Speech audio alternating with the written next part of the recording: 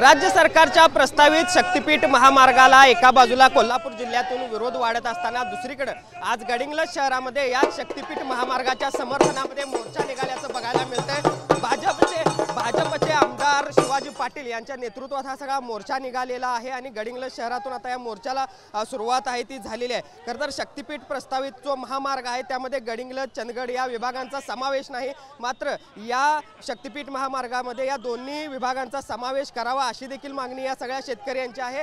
आणि 7-12 उतारे घेऊन खरं तर हे सगळे शेतकरी जे आहेत ते या सगळ्या मोर्चामध्ये सहभागी झाल्याचं आपल्याला बघायला मिळतंय। शिवाजी पाटील यांनी ज्या पद्धतीने भूमिका घेतली ते पाहता राजू शेट्टी असतील, सतेज पाटील असतील, त्यांनी एका बाजूला शिवाजी पाटील यांच्यावर टीका केलेली असताना दुसऱ्या बाजूला आज गडिंग्लज शहरामध्ये हा समर्थनार्थ मोर्चा आहे तो निघताना आपल्याला बघायला मिळतोय।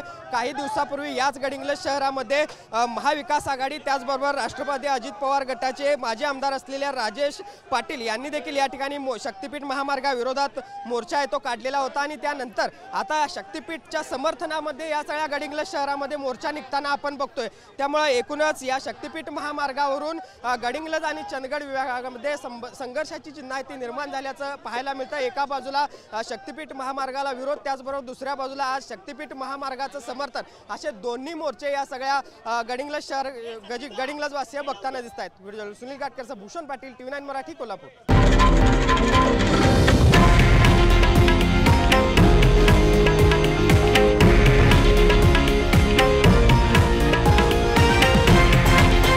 हे आहे देशातील नंबर 1 न्यूज नेटवर्क आणि आपण पाहत आहात TV9 मराठी, एकमेव।